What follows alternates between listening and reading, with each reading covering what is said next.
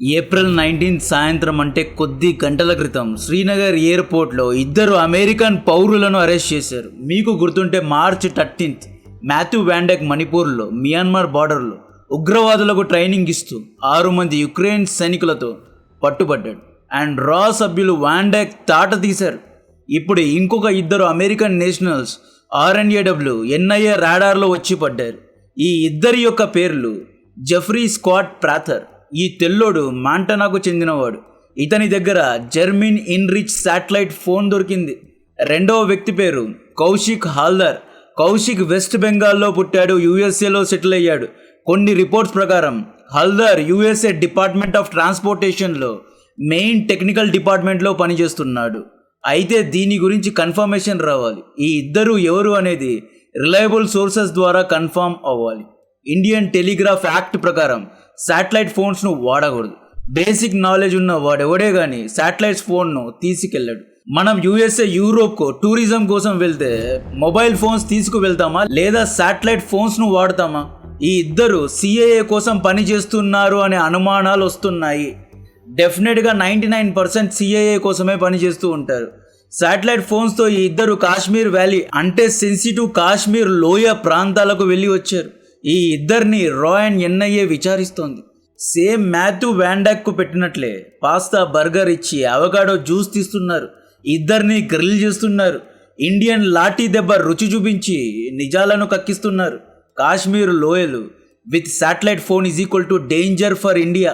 ఈ రెండు deadly combination ఎలాగో చెప్తా. కాంటెంట్ రీచ్ కోసం లైక్ అండ్ ఛానల్ను సబ్స్క్రైబ్ చేయండి. గేమ్ అర్థం చేసుకోండి. జెఫ్రీ దగ్గర జర్మిన్ ఇన్రిచ్ శాటిలైట్ ఫోన్ దొరికింది. ఈ ఫోన్ ద్వారా 2-వే కమ్యూనికేషన్ చేసుకోవచ్చు. అంటే ఇండియన్ ఇంటెలిజెన్స్ కు తెలియకుండా కమ్యూనికేట్ చేయొచ్చు. ఒక USA టూరిస్ట్ ఇండియాకు వస్తే ఎయిర్పోర్ట్లో ఎయిర్టెల్ లేదా జియో సిమ్ కొనాలి.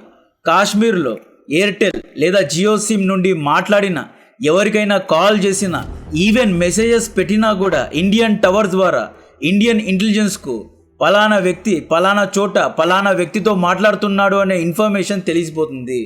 పలానా జెఫ్రీ అనే వ్యక్తి శ్రీనగర్ పెహల్గాం దగ్గర ఉన్నాడు, పలానా చోట పలానా వ్యక్తికి కాల్ చేశాడు అనేది మనకు తెలిసిపోతుంది.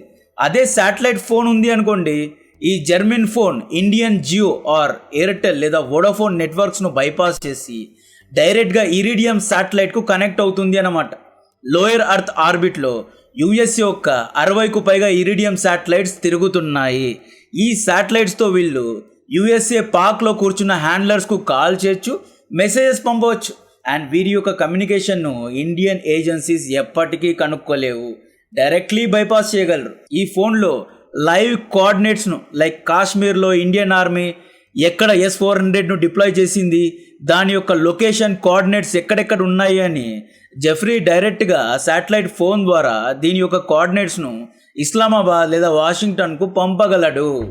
So Indian army deployment, Indian missile launchers యొక్క లొకేషన్ లేదా ఇండియా యొక్క కాన్వాయ్ ఎక్కడెక్కడ ఉంది, ఇండియా యొక్క సీక్రెట్ ఆర్మీ బేసెస్ ఎక్కడెక్కడ ఉన్నాయి అనే ఇన్ఫర్మేషన్ మొత్తాన్ని మిస్టర్ జెఫ్రీ ఈ CIA అలిజ్డ్ ఏజెంట్ మేబీ పాకిస్తాన్ ISIకు లేదా అమెరికన్ CIAకు ఇచ్చి ఉండవచ్చు అనే అనుమానాలు ఉన్నాయి. కాబట్టి అరెస్ట్ చేసి విచారిస్తున్నారు.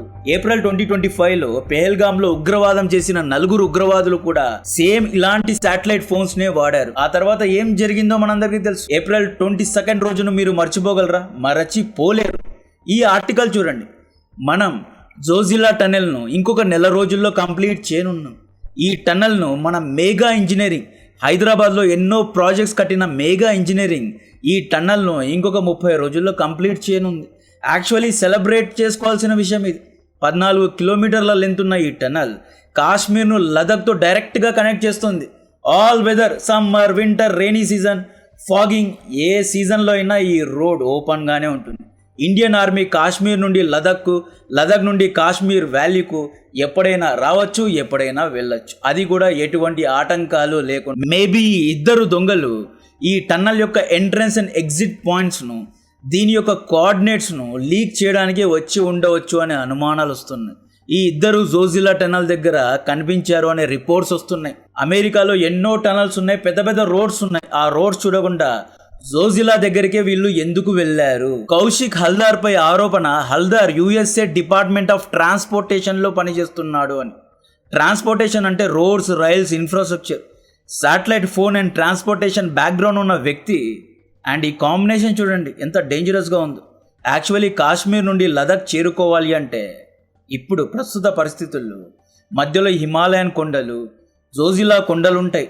వింటర్లో రెయినీ సీజన్స్లో మంచు ఎక్కువగా కురుస్తున్నప్పుడు కొండ లోయల్లో తిరగడం, ఆర్మీ మూమెంట్స్ను, వెపన్స్ను ట్రాన్స్ఫర్ చేయడం చాలా కష్టం. ఒకవేళ వింటర్ సమయంలో, మాన్సూన్ సమయంలో లదాఖ్లో యుద్ధం కనుక స్టార్ట్ అయితే, లేదా చైనా యొక్క ఇన్వేషన్ కనుక స్టార్ట్ అయితే, ఇండియన్ ఆర్మీ కాశ్మీర్ వ్యాలీ నుండి లదాఖ్కు వెళ్ళడానికి చాలా కష్టపడుతుంది.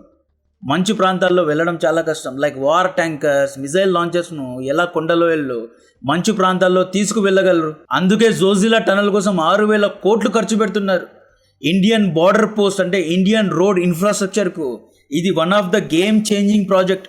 24/7 365 days వార్ రెడీ ఉన్న రోడ్ ఇది. ఒకవేళ రేపు మళ్ళీ ఇండియా పాకిస్తాన్ మధ్య యుద్ధం స్టార్ట్ అయింది అనుకోండి, ఆపరేషన్ సింధూర్ 2.0 యాక్టివేట్ అయితే పాక్ మొదటగా ఇండియన్ ఇన్ఫ్రాస్ట్రక్చర్పై, ఇండియన్ ఆర్మీ రోడ్స్ పైనే దాడి చేస్తుంది. జోజిలా టనల్ యొక్క ఎంట్రీ ఎగ్జిట్ పాయింట్స్ను మొదటగానే దాడి చేస్తుంది. యుఎస్ఏ ఇరాన్ యుద్ధంలో మీరు చూసుకోండి, ఫస్ట్ ఇజ్రాయెల్ ఇరాన్ యొక్క హైవేస్ అండ్ టనల్స్నే లేపేసింది. ప్రస్తుతం ఐఎస్ఐ అండ్ సిఏ కలిసి పనిచేస్తున్నారు. ఇరాన్తో నెగోషియేషన్స్ ఎవరు చేస్తున్నారు? అమెరికా తరపున అసీం మునీర్ చేస్తున్నాడు. అసీం మునీర్ ఎవడు? Failed marshal. But Asim Munir మొన్న కూడా ఇరాన్కు వెళ్ళాడు, బ్రోకర్ పనులు స్టార్ట్ చేస్తున్నాడు. డొనాల్డ్ ట్రంప్కు అసీం మునీర్ బ్లూ ఐడ్ బాయ్గా ఉన్నాడు. అండ్ డొనాల్డ్ ట్రంప్ యొక్క కొడుకులు పాకిస్తాన్లో క్రిప్టో వ్యాపారాలు చేస్తున్నారు. ఇస్లామాబాద్కు సపోర్ట్ చేయడానికే మేబీ ఈ ఇద్దరు గూఢచారులు రంగంలో దిగి ఉంటారు. ఇరాన్లో పాకిస్తాన్ సిఏఏ కోసం పనిచేస్తే కాశ్మీర్లో సిఏఏ పాకిస్తాన్ కోసం పనిచేస్తూ ఉండవచ్చు. ఏప్రిల్ 22 పహల్గామ్ ఉగ్రదాడి జరిగి 1 year అవుతుంది. ఇంకొక 3 రోజుల్లో 1 year anniversary. Already Indian army tight security కాశ్మీర్లో పెట్టింది. చాలా వరకు నెట్వర్క్స్ను కట్ చేసింది, ఇంటర్నెట్ను కూడా కట్ చేయనుంది. 26 మంది హిందువుల మతం అడిగి ప్యాంట్ తీసి చంపారు. ఈ సంఘటన ఏ ఒక్క భారతీయుడు మర్చిపోడు. ఇండియా ఏప్రిల్ 22 యానివర్సరీ కోసం గ్రౌండ్ లెవెల్ రివ్యూస్ను, మీటింగ్స్ను కంప్లీట్ చేసింది. ఈ టైంలో శాటిలైట్ ఫోన్తో తెల్లోడు దొరికాడు. డీలిమిటేషన్ బిల్, వెస్ట్ బెంగాల్లో ఇండియన్ ఆర్మీ డిప్లాయ్మెంట్, టీసీఎస్లో లవ్ జిహాద్ కేసు యొక్క క్రాక్ డౌన్. ఈ ఇష్యూస్ తర్వాత మేబీ పాక్ ఐఎస్ఐ ఇండియాలో ఒక ఉగ్రదాడి చేయడానికి సిద్ధమైనట్లు కనిపిస్తోంది. ఎక్కడో ఈ కరెంట్ ఇష్యూస్కు అండ్ యొక్క ఇద్దరు గూఢచారులకు మధ్య లింక్స్ ఎన్నో ఉన్నాయి. మాథ్యూ వాండెక్ అరెస్ట్ అయ్యి 1 month అవుతోంది. మాథ్యూ వాండెక్ అండ్ 6 మంది యుక్రెయిన్ సైనికుల్ని మనం ఇంకా రిలీజ్ చేయలేదు. డీలిమిటేషన్ బిల్ పాస్ కాలేదు. ఒకవేళ పాస్ అయి ఉంటే జమ్మూ కాశ్మీర్ మ్యాప్ను కూడా రీడ్రా చేసేవారు. ఎక్కడైతే లైక్ జమ్మూలో గవర్నమెంట్ సపోర్టర్స్ ఎక్కువగా ఉన్నారు, అక్కడ సీట్స్ సంఖ్య పెంచేవారు. ఇప్పుడు జమ్మూ కాశ్మీర్లో 46 అసెంబ్లీ స్థానాలు కాశ్మీర్లో ఉన్నాయి, 37 స్థానాలు జమ్మూలో ఉన్నాయి. కాశ్మీర్లో ఫరూక్, ఒమర్ అబ్దుల్లా పార్టీ 1 side గెలుస్తుంటుంది. జమ్మూలో 37 సీట్సే ఉన్నాయి. బట్ ఇక్కడ బీజేపీ యొక్క స్ట్రాంగ్ హోల్డ్ ఉంది. జమ్మూలో ప్రో ఇండియన్ ఎక్కువగా ఉంటారు. డీలిమిటేషన్ బిల్ పాస్ అయి ఉంటే జమ్మూకు 46 సీట్స్, కాశ్మీర్కు 44 సీట్స్ వచ్చి ఉండేవి, టాలీ అయ్యేది. రేపు ఒకవేళ జమ్మూ కాశ్మీర్లో ఎన్నికలు జరిగిన ఒమర్ ఫ్యామిలీకు 40 సీట్స్, బీజేపీకు 35 సీట్స్ వచ్చిన హంగ్ ఏర్పడేది. మెజారిటీ లేని ప్రభుత్వానికి పవర్ ఉండదు. ఈ బిల్ పాస్ అయితే ఉగ్రవాదం చేయడానికి రెడీ అయ్యారా? డీలిమిటేషన్ పాస్ అవ్వలేదు, ప్లాన్ను చేంజ్ చేసుకున్నారా? వై అమెరికన్స్ అంటే పాకిస్తానీలు లేదా కాశ్మీరీ ముస్లిమ్స్పై సెక్యూరిటీ నిఘా ఎక్కువగా ఉంటుంది కాబట్టి అమెరికన్ నేషనల్స్ను ఉగ్రవాదం కోసం వాడుతున్నట్లున్నారు. తెల్లోలపై డౌట్స్ ఎక్కువగా రావు, అమెరికన్స్పై, యూరోపియన్స్పై ఎక్కువగా డౌట్స్ రావు. తెల్లోలను వదిలేస్తారు, సెక్యూరిటీ చెకింగ్ స్ట్రిక్ట్గా చేయరు. మాథ్యూ వాండెక్ ఒక హాలీవుడ్ హీరో లాగా ఉంటాడు. యాక్చువల్లీ అతను హాలీవుడ్లో పని చేశారండి, డాక్యుమెంటరీ ఫిల్మ్ మేకర్ అతను. వాండెక్ పై ఎవరికి అనుమానం రాలేదు. బట్ వాండెక్ చేసిన పని ఏంటి?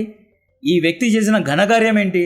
మియాన్మార్లో ఉన్న ఎన్ఎస్సిఎన్ ఖాప్లాంగ్ వంటి కరుడు గట్టిన ఉగ్రవాదులు, అంటే అంత వర్స్ట్గా ఉంటారంటే ఎన్ఎస్సిఎన్ ఖాప్లాంగ్, ఆ మియాన్మార్ బార్డర్స్లో ఉన్న ఉగ్రవాదులు, ఆ జుంటా, మిలిటరీ జుంటా కేయాటిక్గా ఉంటుంది. అక్కడ ఎన్వైర్న్మెంట్ కూడా దోమలు, అసలు అక్కడ ఉండలేము. అలాంటి పరిస్థితుల్లో అలాంటి ఒక ఎన్వైర్న్మెంట్కు వెళ్ళి మాథ్యూ వాండెక్ ట్రైనింగ్ ఇస్తున్నాడు అంటే చాలా పెద్ద ప్లానింగ్ జరుగుతోంది. ఇప్పుడు జెఫ్రీ కౌశిక్ కూడా ఏదో చెత్త పని చేయడానికి అక్కడికి వెళ్ళారు. సిఏఏ ఏదో కుక్ చేస్తోంది. ఈ గేమ్ గురించి ఇంకా ఇంట్రెస్టింగ్ విషయాలు విచారణ తర్వాత తెలుస్తాయి. దీని గురించిన మరిన్ని అప్డేట్స్ ఇస్తూనే ఉంటా. కాంటెంట్ నచ్చితే వీడియోను లైక్ చేయండి, ఛానల్ను సబ్స్క్రైబ్ చేసి అందరికీ షేర్ చేయండి. జై హింద్.